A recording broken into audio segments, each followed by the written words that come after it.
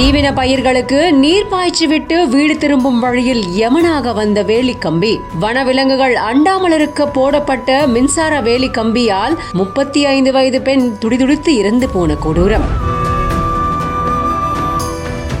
தருமபுரி மாவட்டம் பாப்பிரெட்டிப்பட்டி பக்கத்துல இருக்கிற தென்கரை கோட்டம் வாளையம் பள்ளம் பகுதியை சேர்ந்த 45 வயசு அம்பிதுரை, இவரோட மனைவி 35 வயதான அனிதா. இவங்களுக்கு திருமணமாகி 2 மகள்கள் இருக்காங்க.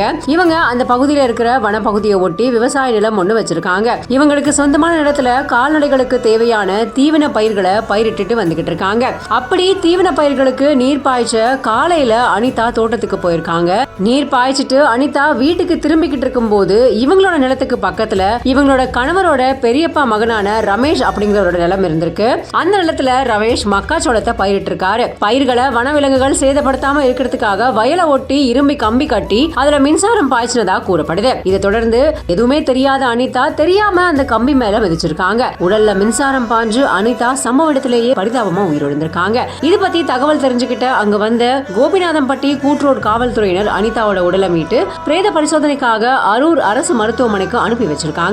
மேலும் இந்த சம்பவம் தொடர்பா ரமேஷ் மேல காவல்துறையினர் வழக்கு பதிவு செஞ்சு விசாரணையை மேற்கொண்டிருக்கிறதா சொல்லப்படுது.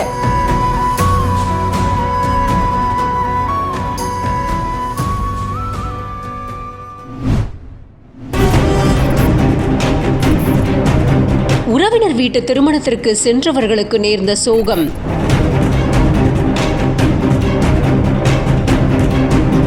டமார் என்று கார் மேல் மோதிய லாரி, விபத்து ஏற்படுத்திய லாரி டிரைவர் தப்பி ஓட்டம்.